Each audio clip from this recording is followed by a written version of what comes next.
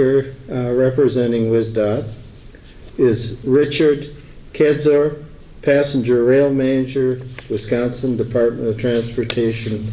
And if he would just mention in his opening remarks our new Secretary of Transportation. First I want to say it's always fun to be here. I think I'm the only WisDOT employee in my division who is a member of WisARP, and I'm allowed to be a member because I've been a member since 2008, before I took this job, before I started working for WisDOT. I know many of you outside of my work, which is great, and I also want to recognize John Parkin's comments. I have to say, your comments really resonated with me. I took some notes, and I'm going to touch upon some of your points during my presentation because I think they're really important for us to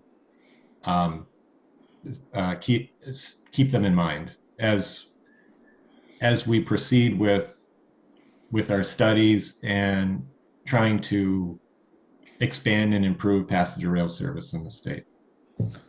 So thank you very much for inviting me. It's always good to be with you.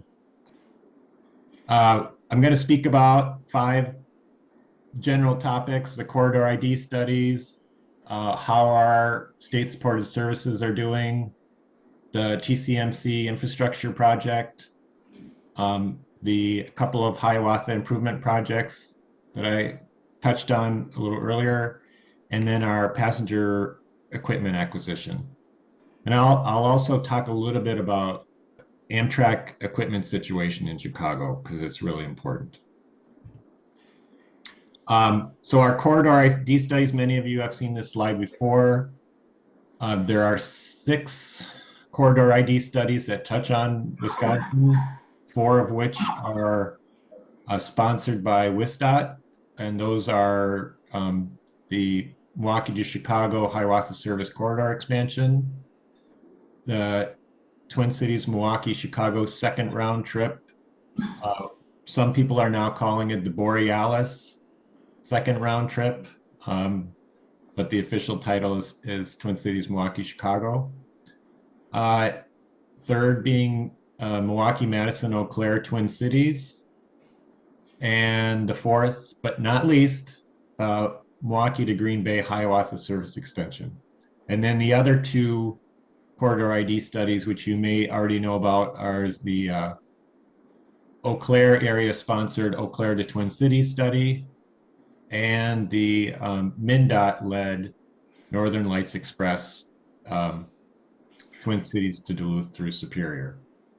I also want to note, so I like to run my presentations more like a seminar rather than a lecture for folks who remember their college days. Feel free to interrupt me with questions at any time. I have a lot of slides. This is another slide you've seen before, the corridor ID study process. Right now we're just starting steps 1 through 3 of the corridor ID grant program. We just started step 1, which will likely take us into April or May of next year, and starting step 2 next year. Step 2, for those who don't know, is mostly focused on the service development plan, what a future service will look like. We might do some alternatives analysis. This is going to take, for each of the corridors, it's going to take 2 to 3 years, possibly more. And then step 3 involves what we call preliminary engineering and the environmental documentation process. Oh, here we go. I just wanted to ask you if you could comment on the hiring of the consultants for the CID applications. Yes, so we have one of the, out of the 4 WisDOT studies, we have one of the consultants under contract, and that is Quandl for the Chicago-Milwaukee corridor. They are currently doing what's called a gap analysis. So what they're doing is basically cataloging and assembling all of the prior study work that's been done on that corridor. And then once they package it up, they'll give it to FRA. So that FRA can determine how far along we will be in step 2 once we do start step 2, and it'll shorten the process. For the other 3, we're still waiting for final approval from our upper management on the hiring of the other 3 consultants. It took a little while to get their work scopes pared down. And there's also the issue of making sure we have enough cash available to start those studies. Even though they're federally funded, we get reimbursed by FRA. We don't get the money up front. So I really thought we'd be under contract with them a couple months ago, but things don't always happen as we want. Hiawatha is still recovering from the pandemic. We did have a very good fiscal 24, but we're still only at about 80% of our pre-pandemic ridership. Even when you consider the 10,000 or so riders that were borrowed from the Hiawatha by the Borealis, so our fiscal 24 Chicago Milwaukee ridership was a little over 705,000. But we anticipate we'll probably see another 10% or so increased ridership growth for FY25, which is really important because the revenue we don't get from passengers has to come out of our state budget, or our passenger rail appropriation. And the past 3 years have been very expensive for the program as we provide the operating support because of the missing passenger revenue that we were getting prior to 2020. So here's the, graphically, the historical ridership between Chicago and Milwaukee. Of course, 2015 through 2023, that's 100% Hiawatha ridership. 2024, it's mostly Hiawatha with a little bit of Borealis. So the trend is positive since 2021, but we still have a ways to go to get to our pre-pandemic ridership. Onto the Borealis. I won't spend too much time on this. You guys, we've been putting out these numbers every month. We are very pleased, and I will say, so we had what we consider to be a very good September after the summer peak. October is looking to come in higher than September, which is really unusual for a state-supported service. I'm anticipating ridership in September will probably be over 20,000. And yesterday alone, we had 858 passengers on Borealis, which is pretty amazing. Of course, it was a Friday, but it's October. So October, we're probably going to see about an average about 700, a little under 700 passengers a day, which I think is amazing. So the demand is there, and this is with very little marketing. We've had great publicity, but as far as spending marketing money on it, we haven't had to spend anything on it yet. My name is Frank Ingram. I want to look at it in terms of the ridership. It particularly includes the very poor connections that you get in Chicago, having taken the Borealis or the Hiawatha down. And I just want to give people a couple of examples. 6:15 out of Milwaukee, and you're going to St. Louis. There's a 2-hour layover in Chicago.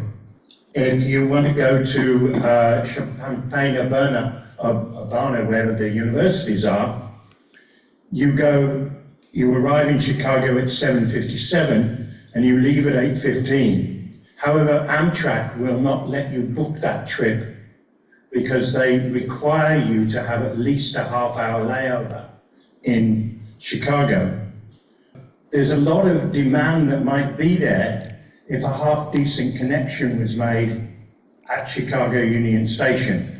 I wonder what discussions that you've had as WisDOT with Amtrak about improving the connections that exist in Chicago. Yeah, that's a great question. We are always looking at improving connections in Chicago. Right now with the Borealis schedule, we're kind of stuck. We can't adjust the Borealis schedule except by maybe 2 to 4 minutes. And it's because we're in an approved CPKC time slot for the Hiawatha, for what is traditionally a Hiawatha time slot. And for anybody who understands railroad scheduling, we're also hemmed in by Metra and Metra's movements between Chicago and its north suburbs. And so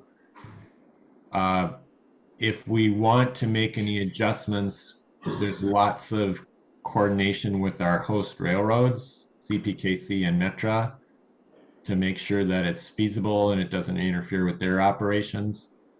I will say, regarding trying to get more connections into Chicago for the Borealis, those are, a lot of them are likely going to be addressed when we get the 8th round trip, when CPKC grants us an 8th round trip time slot, so that Hiawatha can once again take over this 3:33 and 3:40 time slots. And then Borealis, we can schedule Borealis in a way that's more optimal for ridership and connections purposes. And so, I mean, just for example, one of the things we are looking at doing is having Borealis depart Chicago at sometime between 9 and 9:30 in the morning. So you get into St. Paul an hour and a half earlier, and then also departing St. Paul a little earlier and also a little later. We're looking at different options, but potentially a little earlier so that folks can get into Chicago a little earlier. So we're still at the discussion stage and working things out with Amtrak. Of course, Amtrak is the operator. They also have, equipment requirements. They also want to optimize connections in Chicago because it leads to more ridership for them and more money for them, especially if it connects to a long distance route. So there's lots of moving pieces, and these are things that we do have in mind, and Amtrak is really, really keeping an eye on as well.